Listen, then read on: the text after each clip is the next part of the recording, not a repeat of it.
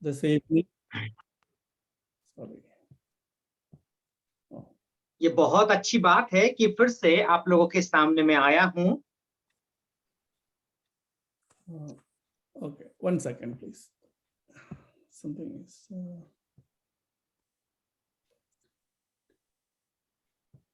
All right. We are continuing our study on the book of Hebrews. और हम लोग जो है इब्रानियों का पत्र से हम अध्ययन करते हुए आ रहे हैं। Last week we looked at the second part of chapter 1. और पिछले सप्ताह हम लोगों ने जो है पहला अध्याय का दूसरी भाग को हम लोगों ने देखा था। In chapter 1 we have seen our Lord portrayed as the prophet, priest and king. और पहला अध्याय का जो पहली भाग में हम लोगों ने देखा कि प्रभु यीशु मसीह को भविष्यद्वक्ता, याजक और राजा के रूप में दिया गया है। It is through him that we have received the final and full revelation of God. और प्रभु यीशु मसीह के जरिए ही हम संपूर्ण और अंतिम प्रकाशन हमें मिली है।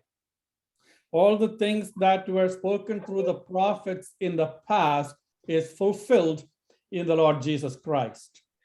अतीत में जो कुछ भी परमेश्वर के विषय में कहा गया था वो प्रभु यीशु मसीह में ही पूरा हुआ है। He is the substance of the shadows of the good things. और प्रभु यीशु मसीह ही आने वाला जो अच्छी चीजें हैं, अच्छी वस्तु हैं, उसका प्रभु यीशु मसीह ही मूल है और उसका प्रथम स्थान है। Also we have seen that it is through him that we have redemption. और इस बात को भी हम लोगों ने ध्यान दिया है कि प्रभु यीशु मसीह के जरिए ही हमारा उद्धार हुआ है। And the third thing we have seen is this, that our Lord, who is the son of David, it is through him that the Davidic covenant is fulfilled. और प्रभु यीशु मसीह जो दाऊद के संतान है और प्रभु यीशु मसीह के जरिए ही वो दाऊद का जो भविष्यवाणी व दाऊद का जो वाचा बांधी गई थी वो वाचा प्रभु यीशु मसीह के द्वारा ही पूरा हुआ है। Through him God would fulfill the promise that was given to King David, that his throne will be an eternal throne. प्रभु यीशु मसीह के जरिए ही जो भविष्यवाणी, जो वाचा दाऊद के साथ बांधी गई थी, वही वाचा प्रभु यीशु मसीह में पूरा होगा कि दाऊद को कहा गया था कि वो जो सिंहासन है अनंत काल का सिंहासन होगा और यीशु मसीह के जरिए ही वो सिंहासन पूरी होगी। In that regard, we can also say that he fulfills the Abrahamic covenant, which says that in thy seed all the nations of the earth shall be blessed. और उसी जो वाचा है वो वाचा के जरिए ही दाऊद के अब्राहम को परमेश्वर ने वाचा बांधा था कि तुम्हारा जो बीज है इसी बीज से ही मैं सारी देश, सारी जाति के लोगों को आशीष करूंगा। यीशु मसीह के जरिए ही ये आशीषें भी पूरी होगी। Later on in this book, we are told that he is the one who fulfills the terms of the new covenant. और आने वाला जो वचन है, आने वाला जो अध्याय है, उसमें हम अध्ययन करने वाले हैं कि प्रभु यीशु मसीह के द्वारा ही सब बातें पूरी होगी। So in that regard, we see that it is our Lord Jesus Christ who fulfills all the covenant promises that are given in the Old Testament. और उसी के दरमियान, उसी के जरिए हम समझ सकते हैं कि प्रभु यीशु मसीह के जरिए ही जितने सारे वाचाएं हैं, जितने सारे परमेश्वर ने अब्राहम या फिर याकूब सभी लोगों को जो वाचा बांधा है, वो वाचा प्रभु यीशु मसीह के द्वारा ही पूरा होगा। The temporal phase of his kingdom is going to be the millennial kingdom on this earth. और जो परमेश्वर के व प्रभु यीशु मसीह के द्वारा जो शासन करने वाली जो विषय है, वो विषय सहस्त्र वर्ष का जो शासन होगी, उसी के द्वारा ही वो प्रतिज्ञा पूरी होगी। And after that, in the new heavens and the new earth, he reigns forever.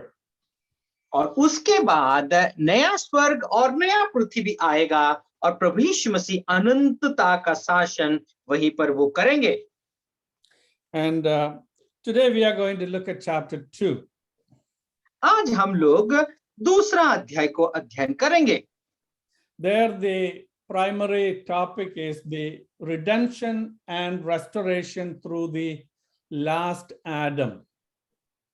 और यहाँ पर ये जो विषय हम लोग अध्ययन करने वाले हैं, उद्धार और जो मुक्ति की घोषणा होगी व छुटकारा होने वाली है, वो जो आखिरी आदम के द्वारा ही व शेष आदम के द्वारा ही ये कार्य पूरी होगी।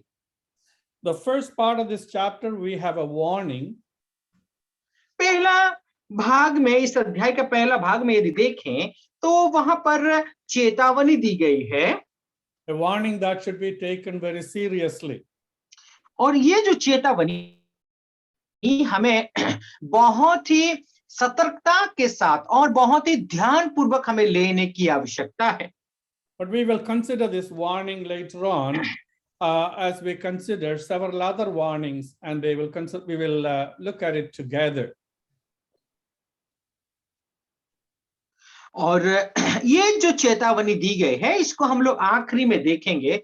बाकी बहुत सारे ऐसे चेतावनी दी गई है, उन चेतावनियों को भी हम लोग थोड़ा सा गौर करेंगे। Today we are going to look at verse 5 on. और आज हम लोग 5वां पद से देखेंगे। Let's read from verse 5 on, 5 through 10 to begin with. आइए हम लोग दूसरा अध्याय 5वां पद से लेकर के 10वां पद तक हम लोग पढ़ेंगे और आज की अध्ययन को हम लोग जारी रखेंगे। कौन सा अध्याय है? उसने उस आने वाले जगत को जिसकी चर्चा हम कर रहे हैं स्वर्गदूतों के अधीन ना किया, वरन किसी ने कहा, यह गवाही दी है, मनुष्य क्या है कि तू उसकी सुधि लेता है, या मनुष्य का पुत्र क्या है कि तू उसकी चिंता करता है। तूने उसे स्वर्गदूतों से कुछ ही कम किया, तूने उस पर महिमा और आदर का मुकुट रखा और उसे अपने हाथों के कामों पर अधिकार दिया। तूने सब कुछ उसके पांव के नीचे कर दिया, इसलिए जबकि उसने सब कुछ उसके अधीन कर दिया, तो उसने कुछ भी रख न छोड़ा जो उसके अधीन ना हो। पर हम अब तक सब कुछ उसके अधीन नहीं देखते, पर हम यीशु को, जो स्वर्गदूतों से कुछ ही कम किया गया था, मृत्यु का दुख उठाने के कारण महिमा आदर का मुकुट पहने हुए देखते हैं, ताकि परमेश्वर के अनुग्रह से वह हर एक मनुष्य के लिए मृत्यु का स्वाद चखे। क्योंकि जिसके लिए सब कुछ है और जिसके द्वारा सब कुछ है, उसे यही अच्छा लगा कि जब वह बहुत से पुत्रों को महिमा में पहुंचाए तो उनके उद्धार के कर्ता को दुख उठाने के द्वारा सिद्ध करे। Okay. So here what we have is this, that how God restores us back to him. और यहाँ पर हम लोग देखते हैं कि परमेश्वर फिर से किस तरीके से उसको वापस ले लेते हैं। What we lost in Adam is restored to us through the second man or the last Adam, our Lord Jesus Christ. और जो हम लोगों ने जो पहला आदम था उसके जरिए व उसके वजह से हम, लेकिन जो आखिरी आदम है, शेष आदम है, उस शेष आदम के द्वारा हम पुनः उसी वस्तु को, उसी चीज को प्राप्त करते हैं। We know that when God created Adam, he created him in the image and likeness of God and placed him in the garden and given him the authority to rule over everything that God created. हम सब इस बात को वाकिफ हैं कि परमेश्वर ने जब आदम को बनाया, उस वक्त अपना इमेज में बनाया, अपने स्वरूप में बनाया, और परमेश्वर ने उस एदन की वाटिका में उसको स्थापित किया, उसको रहने दिया। God blessed him saying, be fruitful and multiply and replenish the earth and have dominion over the fish of the sea and the cattle and over everything. और परमेश्वर ने आदम को आशीष करके इस तरीके से कहा कि तुम फूलो फलो और पूरे सारे पृथ्वी पर तुम भर जाओ। और परमेश्वर ने ये भी कहा कि जो जल के जो मछलियां हैं और स्थल में जो जंतु हैं और पृथ्वी पर तुम अधिकार जताओ, ये भी परमेश्वर ने आशीष दिया। He was to be God's vice regent, or he was to rule over as a king over this earth. और परमेश्वर का एक दूत के रूप में, एक राजा के रूप में उसको परमेश्वर ने नियुक्त किया था। वो इस संसार को, इस धरती को वो सभी के ऊपर अधिकार जताए, परमेश्वर ने उस तरीके से स्थापित किया था।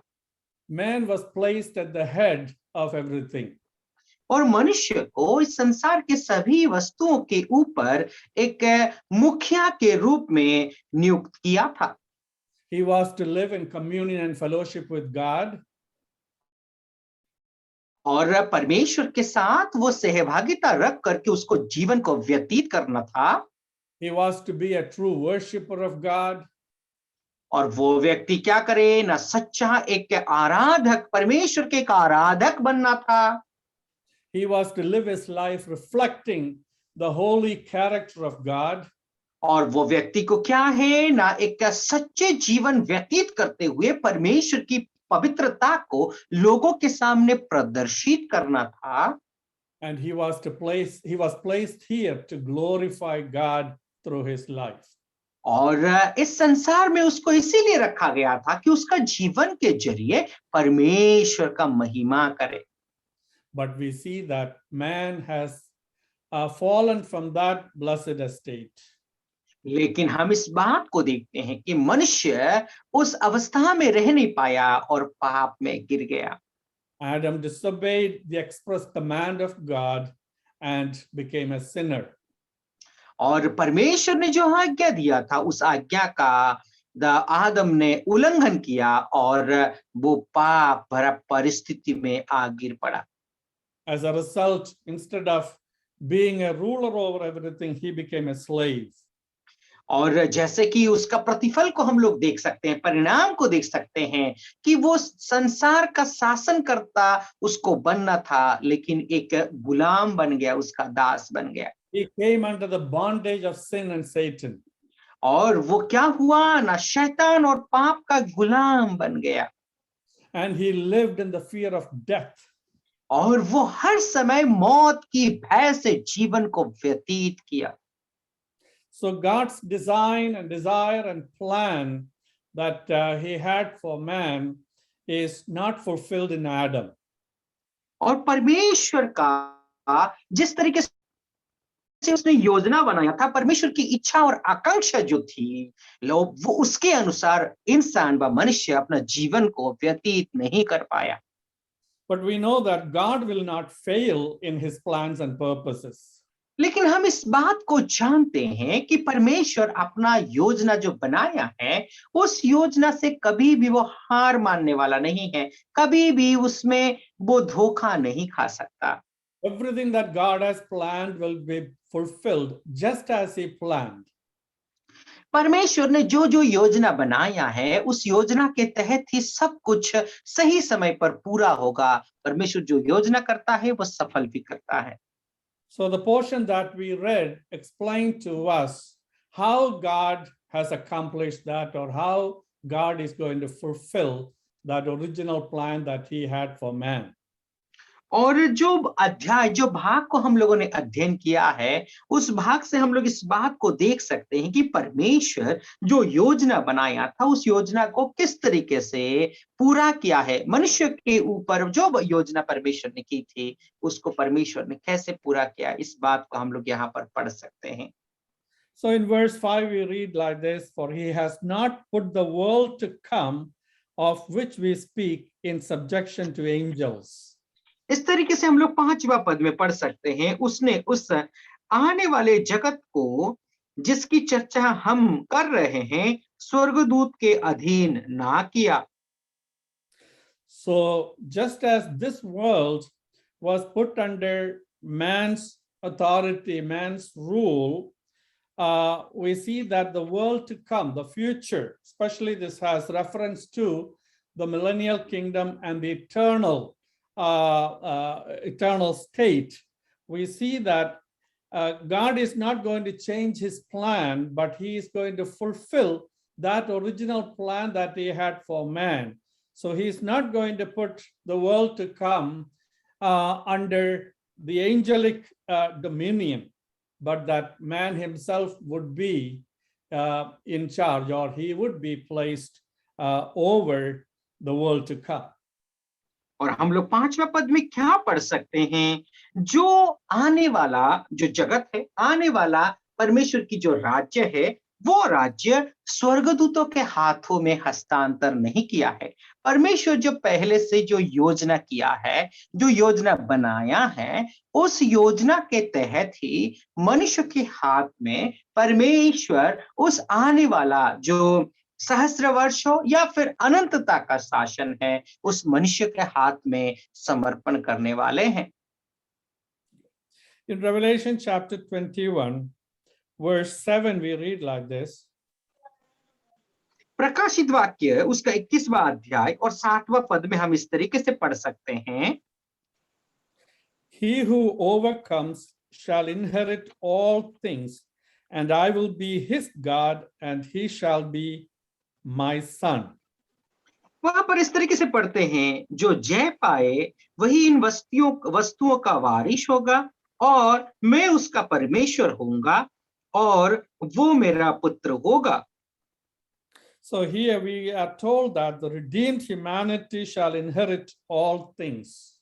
और यहाँ पर इस बात को देखते हैं, जो उद्धार पाए हुए मनुष्य जाति सब कुछ वे लोग प्राप्त करेंगे।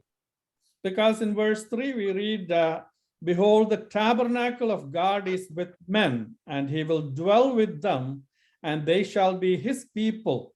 God himself will be with them and be their God. और हम लोग इस तरीके से uncle, this is Hebrews chapter 2:3, right? No, I'm sorry. Revelation chapter 21 verse 3 also. प्रकाशित वाक्य उसका 21वां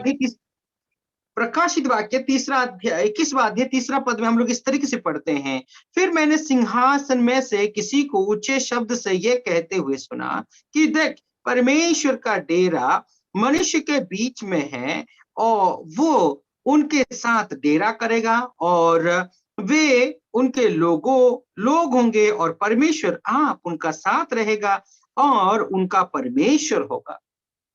So that particular verse tell us that original plan that God had for man is going to be fully fulfilled. और परमेश्वर का जो सबसे पहले जो योजना बनाई थी मनुष्य के लिए, वो पूरा होने वाला है, वो सफल होने वाला है। So that is the glorious hope of a believer. That is the future that we have with God. और एक विश्वासी का सबसे महान और सबसे महिमामय आशा एक विश्वासी का जीवन में है, वो पूरा होने वाली है और भविष्य में जो होगा वही आशा हर एक विश्वासी का जीवन में है। Now, in chapter 2 of Hebrews, the rest of the verses explain to us how this is fulfilled, how this is accomplished. और हम लोग इब्रानियों उसका 2 अध्याय जो है 6वां पद से हम लोग देखें तो फिर ये जो बातें हैं, ये जो भविष्यवाणी है, ये सब कुछ कैसे सफल होगा उसके विषय में हम यहाँ पर अध्ययन कर सकते हैं। In verse 7 we read, you have made him a little lower than the angels, you have crowned him with glory and honor. This is about the first creation, the original creation of man and the position that he had. He was crowned with glory and honor. और यहाँ पर 7वां पद में हम लोग इस तरीके से पढ़ते हैं, तूने उसे स्वर्गदूत से कुछ ही कम किया है, तूने उस पर महिमा और आदर का मुकुट रखा और उसे अपने हाथों के कामों पर अधिकार दिया। सो हम लोग देखते हैं कि जो पहला सृष्टि था उस सृष्टि के समय में परमेश्वर ने कैसे और किस तरीके से संसार के ऊपर अधिकार जताने के लिए अधिकारी होने के लिए मनुष्य को नियुक्त किया था। But in verse 8, end of verse 8, we read like this, but now we do not yet see all things put under him.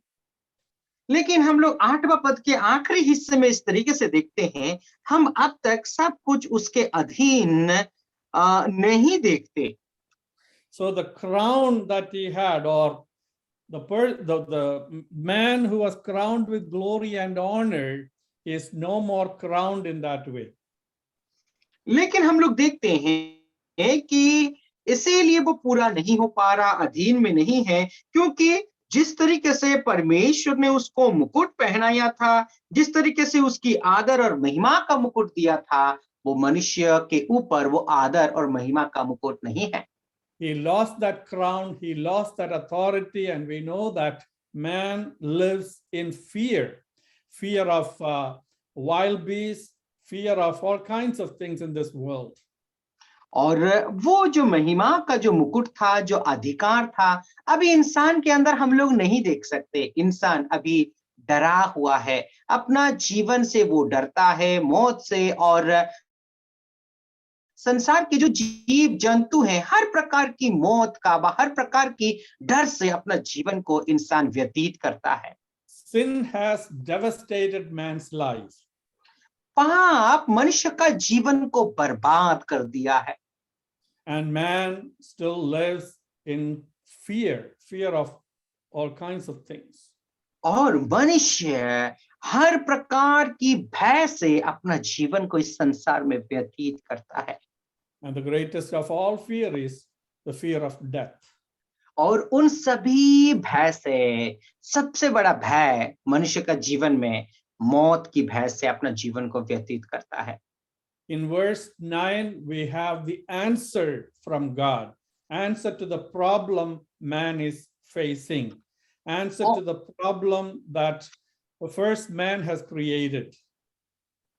और हम लोग 9वां पद में हम लोग देखते हैं, जो पहला मनुष्य का जो समस्या थी, उस समस्या का समाधान को हम लोग देख सकते हैं। उस समस्या व परेशानी का उत्तर को हम लोग 9वां पद में देख सकते हैं। But we see Jesus. और वहां पर हम लोग देखते हैं प्रभु यीशु मसीह को हम देखते हैं। That is a great statement. और यहाँ पर एक सबसे उत्तम वाक्य व वचन को देखते हैं। When we look at Jesus, when we see Jesus as we ought to see, we will see the answer to all of man's problems. और जिस तरीके से प्रभु यीशु मसीह को हमको देखना है, उसी तरीके से यदि हम प्रभु यीशु मसीह को देखने लगे, तो मनुष्य का जितने सारे समस्या हैं, उन हरेक समस्याओं का जवाब हमें मिल जाएगा। And also when we see Jesus, we see that all of God's perfect plans and purposes are going to be fully fulfilled. जब प्रभु यीशु मसीह को हम देखेंगे, तो हमें ये भी देखना है, ये भी हम देख सकते हैं कि परमेश्वर का जो सिद्ध इच्छाएं हैं, योजनाएं हैं, सब कुछ प्रभु यीशु मसीह में ही पूरा होने वाला है। When we see Jesus, we see him crowned with glory and honor. जब प्रभु यीशु मसीह को हम देखेंगे, तो प्रभु यीशु मसीह को आदर और महिमा का मुकुट पहने हुए हम देखेंगे। He, being the virgin born Son of God, he did not lose that glory and honor. जैसे कि हम लोग देख सकते हैं, प्रभु यीशु मसीह कुम्हारी का गर्भ से पैदा हुआ है, परमेश्वर का पुत्र, वो आदर और महिमा कभी भी उसने नहीं खोया। He did not inherit Adam's sin. उसने आदम का पाप अपने जीवन में, आदम का पाप उसने कभी नहीं लिया, उसके जीवन में नहीं थी। So here we see the second man, but the second man, or we can call last Adam, as Apostle Paul calls him, he is crowned with glory and honor. This is not about the exaltation after the death, burial, and resurrection, but this is talking about the person of Christ. और हम लोग क्या देख सकते हैं कि जो दूसरा व्यक्ति था पौलुस के अनुसार जो आखिरी आदम है, उस आदम को जो है महिमा और आदर का मुकुट पहने हुए हम लोग देखते हैं। ये प्रभु यीशु मसीह का पुनरुत्थान, मौत और पुनरुत्थान के विषय में नहीं है, लेकिन एक व्यक्ति विशेष के रूप में हम देख सकते हैं। And just like Adam, he also was created, or he assumed humanity, which is little lower than the angels, for the purpose of suffering and death. और जैसे कि हम लोग देख सकते हैं कि प्रभु यीशु मसीह एक मनुष्य का रूप को लेकर के इस संसार में पैदा हुआ, स्वर्गदूतों से थोड़ा सा कम हो करके वो पैदा हुआ, मनुष्य का उसने रूप को लिया, इसीलिए कि मनुष्य जो कष्ट उठाते हैं, दुख उठाते हैं, उस कष्ट और दुख को अपने जीवन में अनुभव करने के लिए उस मनुष्य का रूप लेकर के आया। When he assumed humanity, he did not inherit man's sin. जब प्रभु यीशु मसीह मनुष्य का रूप को लिया, लेकिन रूप तो लिया, लेकिन पाप के साथ उसका कोई नाता नहीं थी। That is why it says that we see Jesus crowned with glory and honor. इसीलिए हम यहाँ पर देख सकते हैं कि प्रभु यीशु मसीह महिमा और आदर का मुकुट पहना हुआ था। In that regard, we see that he is the one who can bring us back to God, bring us back to that place of glory and honor. और इसीलिए हम आशा करते हैं जो प्रभु यीशु मसीह आदर और महिमा का मुकुट पहना हुआ है, आपको और मुझे भी वही आदर और मुकुट फिर से हमें वापस दिला सकता है। So in order to bring us back to God, he had to deal with the problem of sin. और हमें फिर से परमेश्वर के पास उस आदर और मुकुट का पहनाने के लिए, वापस लाने के लिए प्रभु यीशु मसीह को पाप की जो समस्या थी, उस समस्या को समाधान करने की आवश्यकता थी। God could not ignore the problem of sin that we face. और परमेश्वर जो है, हम जो पाप का समस्या से आप और मैं जूझ रहे हैं, उस समस्या से जूझते हुए परमेश्वर आपको और मुझे वापस नहीं ले सकता। Because the holiness and justice of God demands that sin must be dealt with, sin must be punished, sinner must be punished. परमेश्वर का जो पवित्रता है, परमेश्वर का जो धार्मिकता है, उस परमेश्वर की पवित्रता और धार्मिकता के अनुसार यदि देखें तो पाप का दंड, पाप का न्याय होकर के दंडित होना आवश्यकता है। And in the Lord Jesus Christ, we see that God has dealt with our sin. और हम प्रभु यीशु मसीह में इस बात को देख सकते हैं कि परमेश्वर ने इस पाप का परिहार किया है, पाप का उस पाप के साथ उसने डीलिंग किया है। The last part of verse 9, we read that he by the grace of God might taste death for everyone. और हम लोग जो है 9 पद का आखिरी भाग में इस तरीके से देखते हैं, ताकि परमेश्वर अनुग्रह से हर एक मनुष्य के लिए मृत्यु का स्वाद चखे। Here the work of God's grace is mentioned.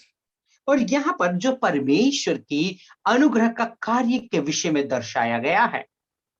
A sinner, regardless of what he does, is not able to deal with his sin.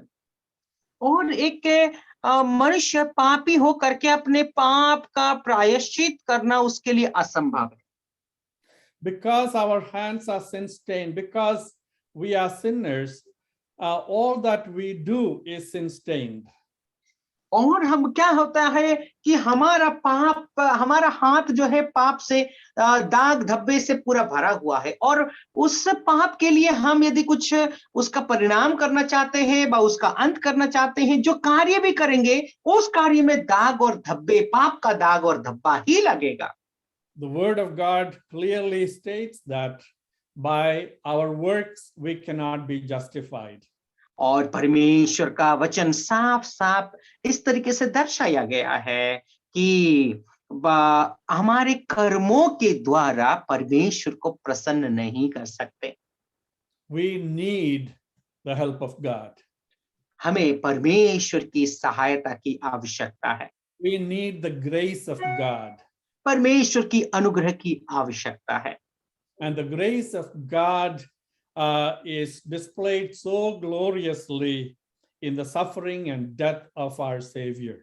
परमेश्वर का अनुग्रह हम लोग प्रभु यीशु मसीह के उस कष्ट उठाना, प्रभु यीशु मसीह की उस मौत अपने जीवन में लेना, उसमें परमेश्वर का उस अनुग्रह का हम देख सकते हैं।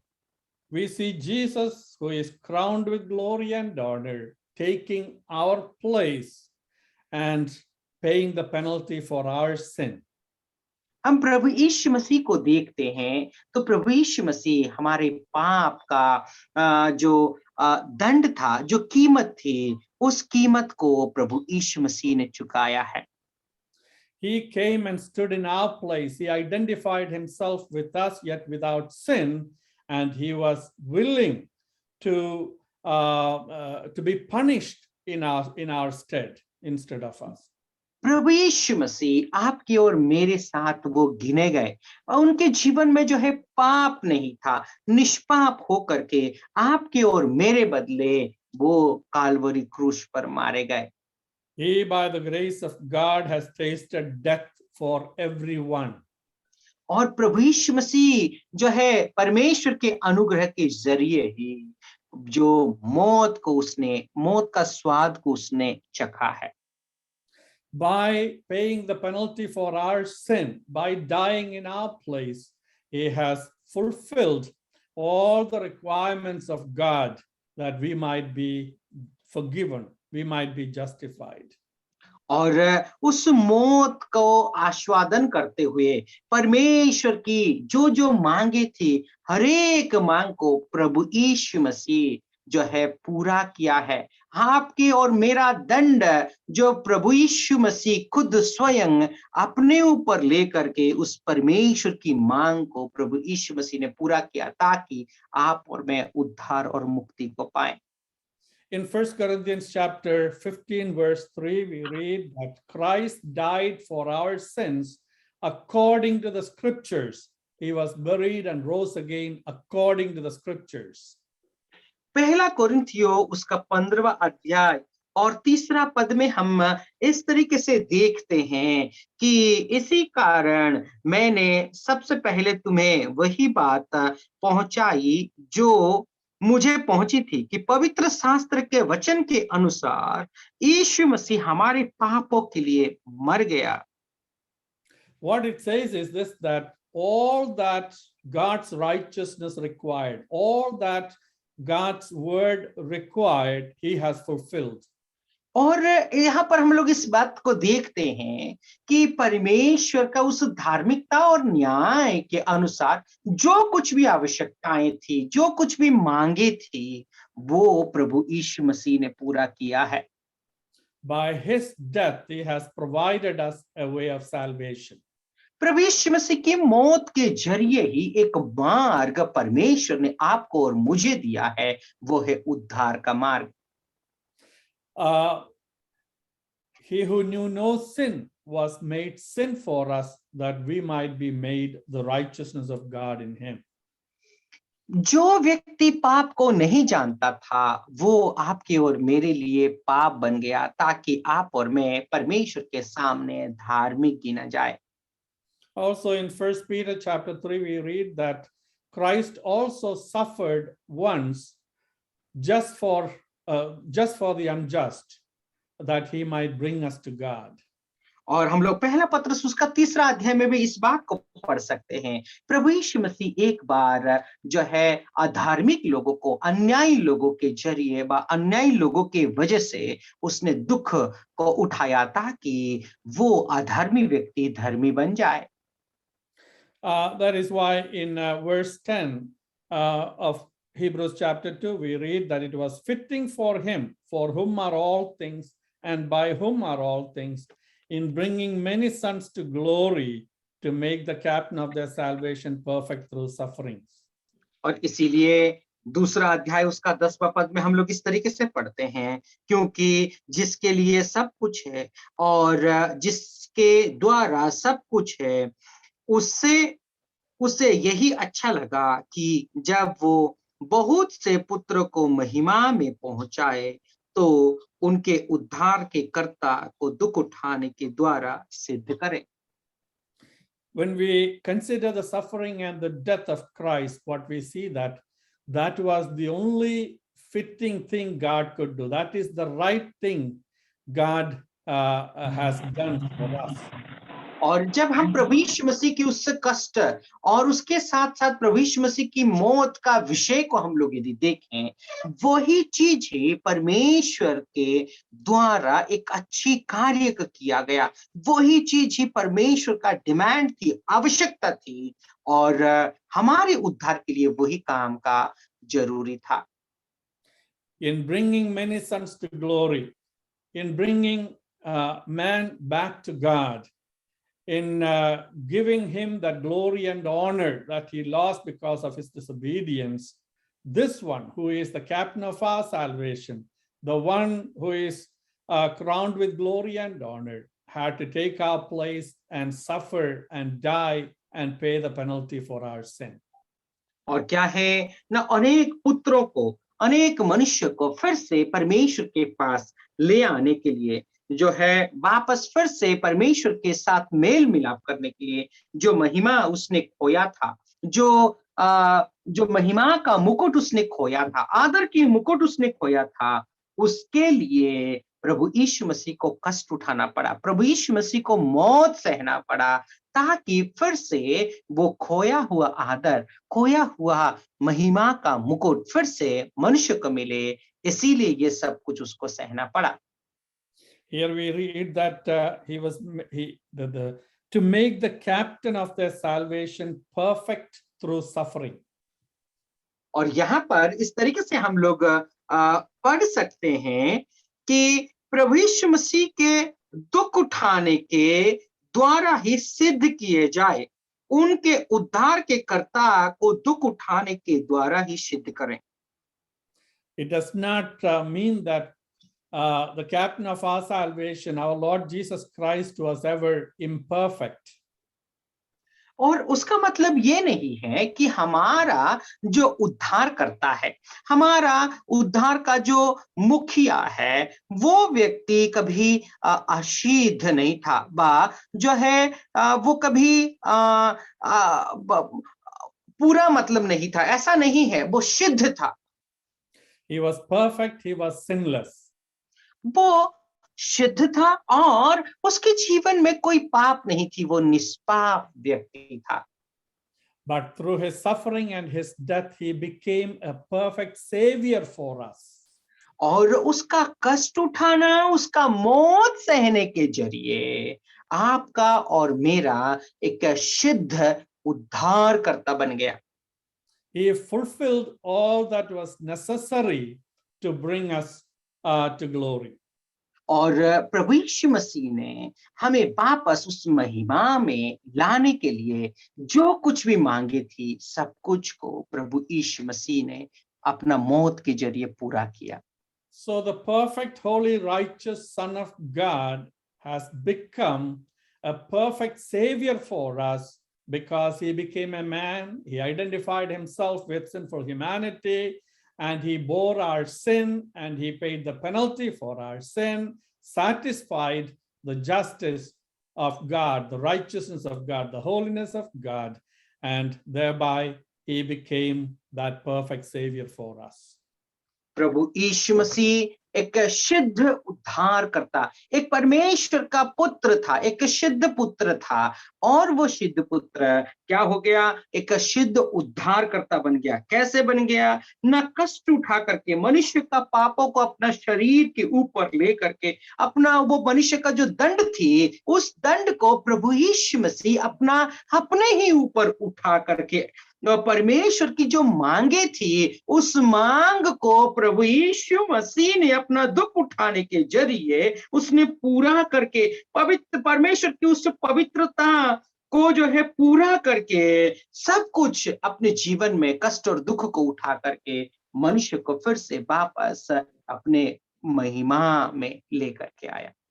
He is described as the captain of our salvation, the leader, the pathfinder, the trailblazer, the one who leads us to glory.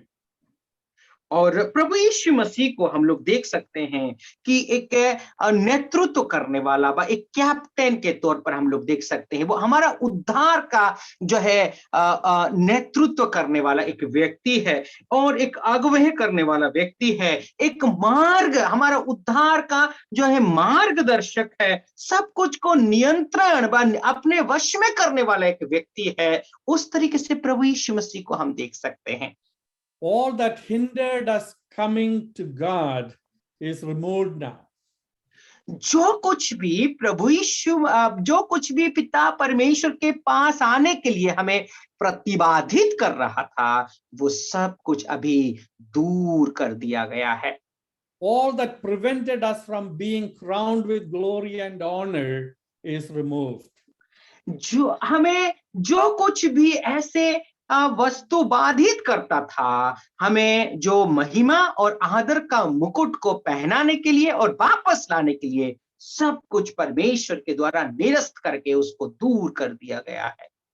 And now that we are brought to glory, in verse 5 we read that the world to come of which we speak is not subjected to angels, but it is going to be subjected to man, the redeemed humanity, and being clothed with the very righteousness and holiness of our Lord Jesus Christ, being clothed with his glory, we are going to be we are going to reign with Christ. हम लोग क्या देख सकते हैं? 5वां, 6वां, 7वां पद में हम लोग इस बात को पढ़ते हैं कि परमेश्वर के पास आने के लिए हमें जो आदर और महिमा का मुकुट हमें जो नहीं मिला था, प्रभु यीशु मसीह के जरिए मिला है। और प्रभु यीशु मसीह के साथ उस अनंतता का जो समय होने वाली है, उस समय हम सब के सब लोग उसके साथ शासन करेंगे। उस महिमा का मुकुट पहन करके हम जो है शासन करेंगे। स्वर्गदूतों के हाथ में ये सब कुछ नहीं दिया गया, बल्कि मनुष्य के हाथों में ये सब कुछ दिया गया है। The angels of God will be ministering spirits और forever. The angels of God are going to be ministering spirits, servants to God and to the redeemed humanity forever. और आने वाला समय में जो स्वर्गदूत हैं और वे सब के सब सेवा करने वाली आत्माएं होने वाले हैं परमेश्वर के लिए, और उद्धार पाए हुए संतों के लिए भी वे सेवक बनेंगे। But we who are redeemed by the blood of the Lamb, we are going to inherit all things. और हम जो लोग हैं उस मेमने के लहू के द्वारा जो उद्धार पाए हैं, हम सब के सब लोग महिमा सहित शासन करेंगे। That is why we are told in Romans chapter 8 that we are heirs of God and joint heirs with Jesus Christ.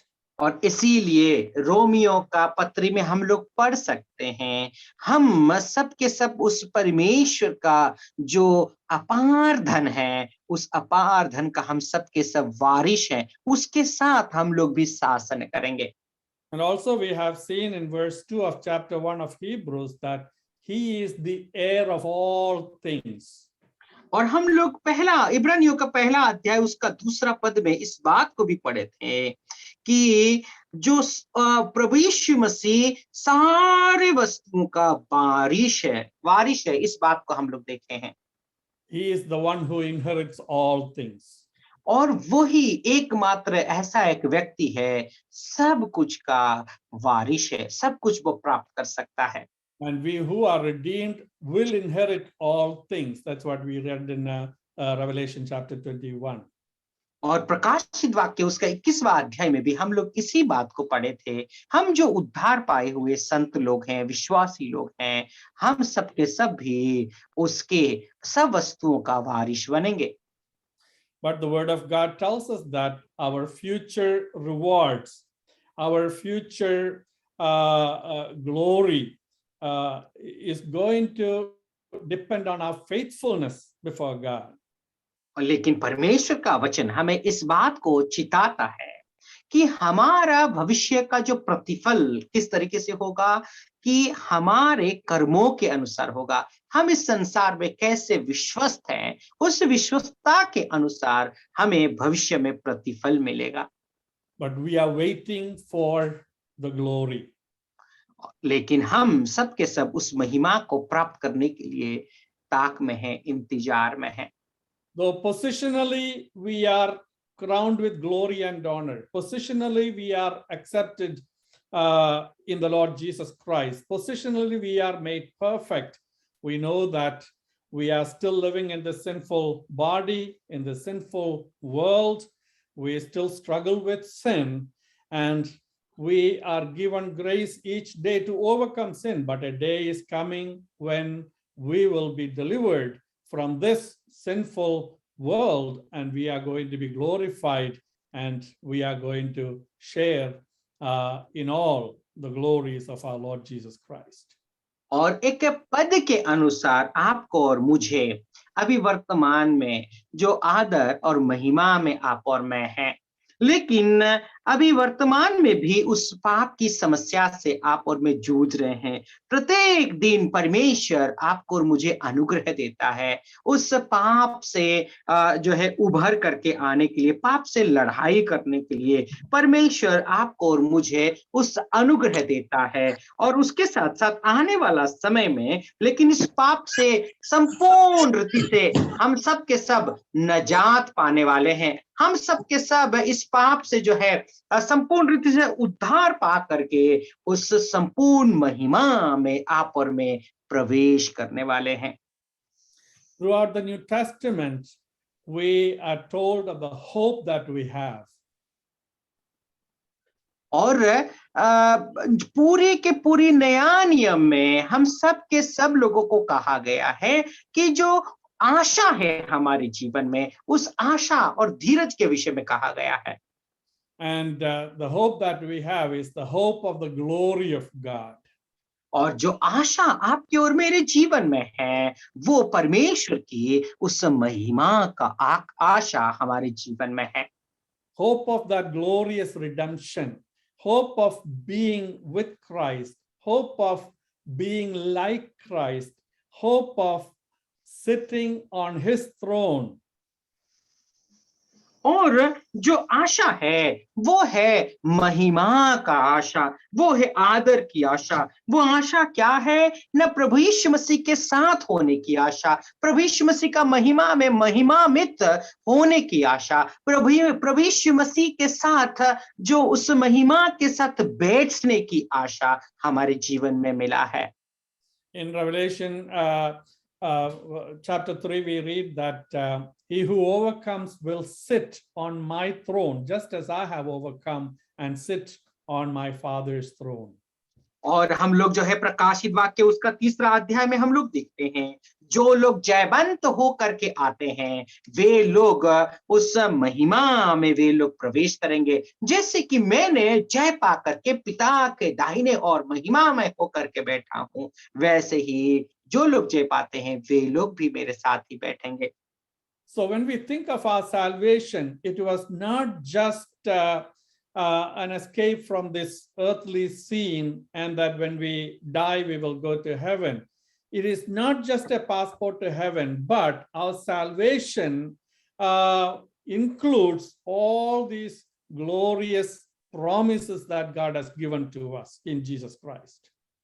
और जब आप और मैं पाप से उद्धार पाए, पाप से छुटकारा पाए, तो पाप से ही छुटकारा पाना ही नहीं था, बस स्वर्ग में जाने के लिए एक पासपोर्ट मिला उतना ही नहीं, बल्कि जो है ये उद्धार का कार्य के जरिए हमें हर प्रकार की महिमा, हर प्रकार की आशा और हर प्रकार की आशीषें भी हमें मिली है। We know that we are going to reign with Christ when he comes to reign over this earth. हम सबके सब इस बात को जानते हैं कि जब प्रभु यीशु मसीह संसार में शासन करने के लिए आएगा, तो आप और हम भी प्रभु यीशु मसीह के साथ शासन करेंगे। We are waiting for the rapture of the church. और हम इस कलीसिया का उठा लिए जाने वाली उस घटना का इंतजार कर रहे हैं। That can happen any moment. और वो जो घटना है कभी भी हो सकती है। We who are caught up to be with the Lord are the ones who are going to appear before the judgment seat of Christ, or that Bema seat, where we are going to receive reward for the service that we have rendered to God, for our faithfulness before God, for the obedience that we have shown to the word of God. और हम सब के सब लोग जो विश्वासी हैं, प्रभु यीशु मसीह जब आगमन होगी उठा लिए जाएंगे, उस वक्त प्रभु यीशु मसीह के उस बीमा न्याय सिंहासन के सामने आप और मैं उपस्थित होंगे, और वहां पर हमें प्रतिफल मिलेगा। हम कितना विश्वस्त प्रभु यीशु मसीह के लिए थे, हम प्रभु यीशु मसीह के लिए कितना आज्ञाकारी थे, प्रभु यीशु मसीह के लिए हमने कितना सेवा किया है, वो सब कुछ का प्रतिफल उस बीमा न्याय सिंहासन के सामने आपको और मुझे मिलने वाला है। While we are being rewarded in heaven for our faithfulness, God is going to deal with the sinful world. God is going to deal with the rulers of this world. And we know that during the tribulation period, he will bring all his enemies under his feet. और हम लोग क्या देख सकते हैं ना, इस संसार के लोग आपके और मेरे खिलाफ हो सकते हैं। आप और मैं जब उठा लिए जाएंगे, प्रभु यीशु मसीह जो 7 साल तक इस संसार में जब हम लोग ऊपर रहेंगे, उस समय नीचे जो क्लेश का समय होने वाला है, उस क्लेश का समय में जो जितने सारे प्रभु यीशु मसीह के जो दुश्मन हैं, विश्वासियों का दुश्मन है, वो सब दुश्मन को अपने कदमों में लाने वाला है। And when God has brought all the enemies his footstool, he himself will descend from heaven. He will come with his saints in his glory, in blazing glory, to rescue the nation of Israel, the redeemed, the repentant nation of Israel, and all those who wait for him. और हम लोग क्या देख सकते हैं, जब सारे शत्रुओं को अपने कदमों में जब प्रभु यीशु मसीह लेकर के आएगा, उस वक्त क्या होगा, अपना महिमा सहित संतों के साथ प्रभु यीशु मसीह जो प्रभु यीशु मसीह की आगमन की बाट जोने वाले लोगों के लिए आएगा, जो इज़राइल पश्चाताप करके प्रभु यीशु मसीह की आगमन का जो बाट जोएगा, उन लोगों को बचाने के लिए प्रभु यीशु मसीह अपना महिमा सहित वो आएगा। So he comes with his saints, he comes with us, the glorified saints, and he is going to set up his throne in Zion, in Jerusalem, and he would rule over this earth, and we are the ones who are going to reign with him. और जब प्रभु यीशु मसीह संतों के साथ आएगा, वो संत हम हैं, हमारे साथ ही संसार में जब आएगा, वो क्या करेगा ना, अपना सिंहासन उस सियोन में वो स्थापित करेगा, वो यरूशलेम में स्थापित करेगा, और उसके संग संग हम सब के सब उसके साथ शासन करेंगे, न्याय करेंगे। So a glorious future is awaiting us. और जो महिमामय भविष्य आपके और मेरे लिए इंतजार कर रहा है। That which was lost because of the sin of first Adam is restored to us in the second man, the last Adam. और जो पहला आदम के द्वारा जो महिमा और आदर का जो मुकुट हम लोगों ने खो बैठा था, वो शेष आदम जो आखिरी आदम है, द्वितीय आदम है, उसके जरिए आपको और मुझे यही वाला महिमा और आदर जो है मिला है। And we know that we will never fail, we will never fall, because all these things are given to us in Christ, in Christ. और जो कुछ भी हमें मिला है वो हम लोग कभी नहीं खो सकते, हम कभी भी हार नहीं सकते, क्योंकि ये सब कुछ प्रभु यीशु मसीह में हमें मिला है, प्रभु यीशु मसीह के जरिए हमें मिला है। In Romans 8, we are told that we will never be condemned, we will never be separated, because we are in Christ. हम प्रभु यीशु मसीह में हैं, इसीलिए रोमियो उसका 8वां अध्याय में हम लोग देखते हैं, जो कुछ भी प्रभु यीशु मसीह के जरिए आपको और मुझे मिला है, इसके लिए हम कभी भी दंड हमें नहीं मिलेगा। प्रभु यीशु मसीह में हम लोग हैं, इसीलिए हमें कोई भी दंड की आज्ञा नहीं है। So in Jesus Christ, we have that perfect captain of our salvation, who would lead us to glory, who would lead us to God, who would lead us to that original design and purpose that God had for mankind. और हम लोग क्या देख सकते हैं कि हमारे पास एक सिद्ध जो है, एक सिद्ध व्यक्ति है, एक सिद्ध कैप्टन है, जो कैप्टन की जो नेतृत्व करने वाला जो व्यक्ति है, वो हमें उस महिमा की ओर ले जा सकता है, अगुवाई कर सकता है, उस परमेश्वर के पास आप और मुझे अगुवाई कर सकता है, और उसी के जरिए ही हमें उस महिमा और आदर और महिमा का मुकुट आपको और मुझे मिल सकता है। So that is our hope. और वही हमारा आशा है। And as a people who have this hope, may the Lord grant us the grace to be faithful before Him, to be obedient to Him, and look for that day when God would come and receive us to Himself.